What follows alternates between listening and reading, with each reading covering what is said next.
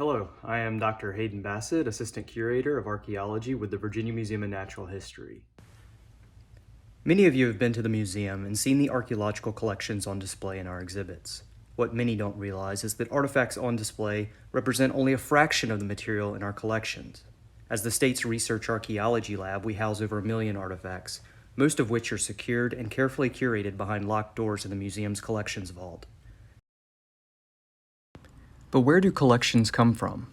In this video, I'm going to take you from field to lab to collections to show you how archaeological collections are made and what they can tell us. So let's get started in the field.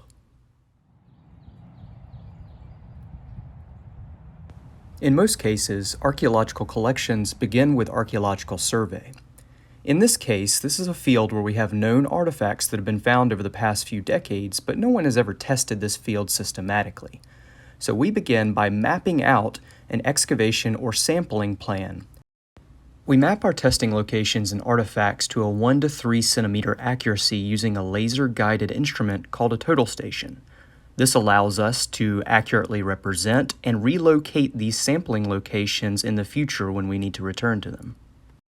This precise location information is critical for archaeological collections, as it allows researchers to understand what activities might have taken place in a certain area in the past. Once these sample locations or shovel test pits are mapped, we can then begin to look below the surface.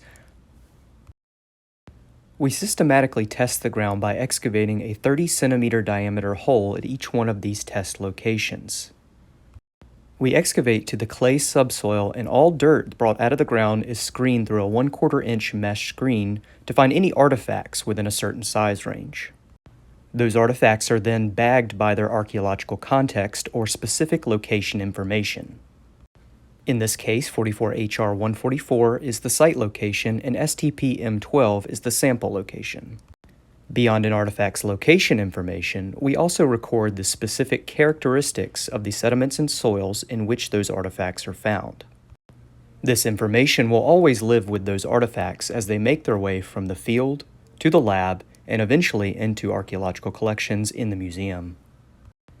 Together, all of this information attached to the artifact will give it its research value in the museum.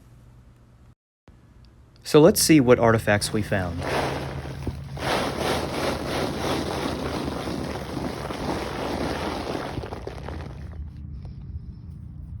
The first artifact is what archaeologists call fire-cracked rock.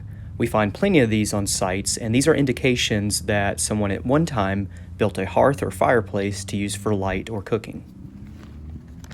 We bag these artifacts, of course, by their context.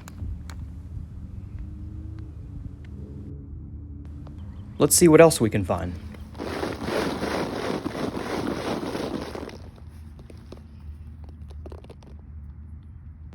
This is a flake, or the waste product of people making stone tools in the past. To give you a better idea of what exactly this is, let's take a brief side trip back to the lab.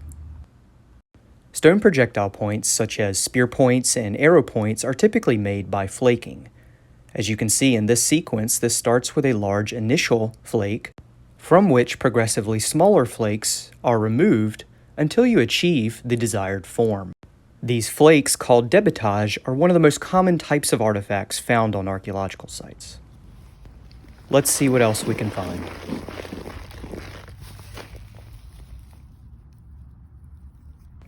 It looks like we found a ceramic from a Virginia Indian vessel. Archaeologists call this type of artifact a diagnostic simply because it allows us to date one of the many activities that could have taken place on this site.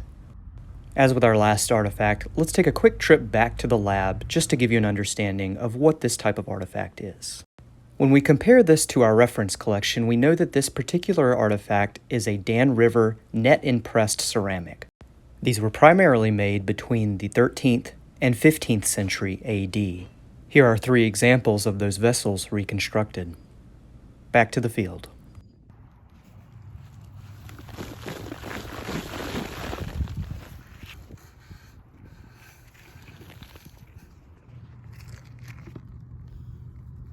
It looks like we have another flake, in this case, slightly different material. These materials and their different sources give archaeologists a clue as to the distances at which people would move for given resources at a given time. Let's see what else we can find.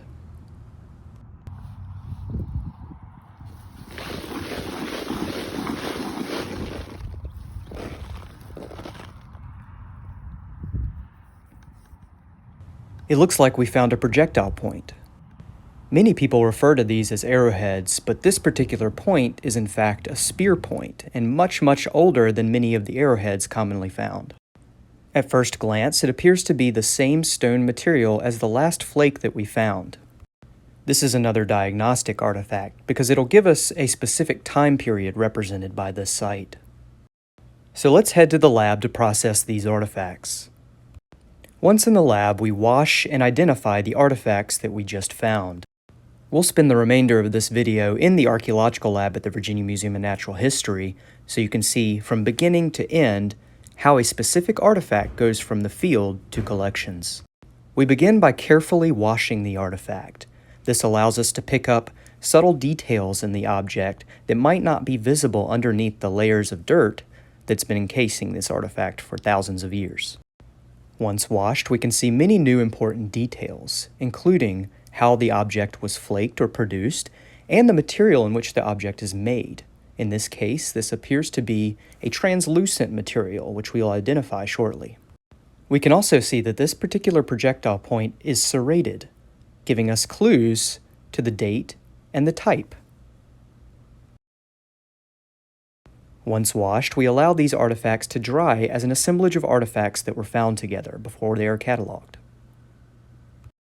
After washing, the first step is to type the artifact using physical reference collections of artifacts, but also formal typologies with associated date ranges as seen here. Projectile points are subject to stylistic changes over time and therefore are datable by their shape. It looks like ours is dry, so let's go ahead and see if we can type it. While this doesn't give us an exact type, it does allow us to situate it within a range of variation, in this case somewhere between the Kirk and Palmer Point, which in Virginia is roughly 6000 BC. We can refine this type and date range further by looking to archaeological publications from this specific region. We use these previous studies to narrow down the range of variation that we see in this projectile point here, based on previous research that's been conducted in Virginia. Through this process, we're able to narrow this down to the Kirk type of projectile point. And using more regional studies, we're able to narrow this finally down to the Kirk serrated type point. This is most similar to specimens B and C seen here. In Virginia and North Carolina, these have been found in context radiocarbon dated to 6200 to 5700 BC. Next, we'll want to define the material type. Projectile points were knapped from a variety of stone materials. These are some of the most common. And as you can see here, we can identify our material as chalcedony. Moving on to quantitative information, we'll want to record the formal geometric attributes of this projectile point. As you can see here, this includes the projectile point length.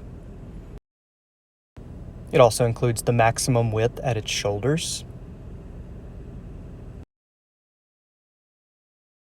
And it includes the width of the stem or part of the projectile point that would have been hafted onto the spear shaft.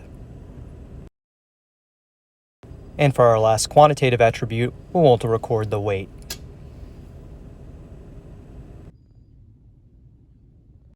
To review, lab work is the critical phase in museum collections in which an object receives all of its identification and formal measurements. This includes the object's site, its more specific context, the quantity, the material category, lithic, a fancy name for stone tools in archaeology, material type, chalcedony, object category, projectile point, object type, Kirk serrated, time period, early to mid-Archaic, date range, 6200 to 5700 BCE, its length, its width, its stem width, and finally, its weight. These data are then entered into an archaeological database for the research phase of archaeology. After we've attached all of the necessary data to this object, we next want to bag the artifact for permanent curation. Archaeologists at the Virginia Museum of Natural History will now process the remainder of the collection from the field in this way. Together, the objects and their associated data will allow us to reconstruct past life in the Smith River Valley and the greater Roanoke River drainage. Following our in-house study, these objects will be curated in perpetuity for researchers and new questions in years to come.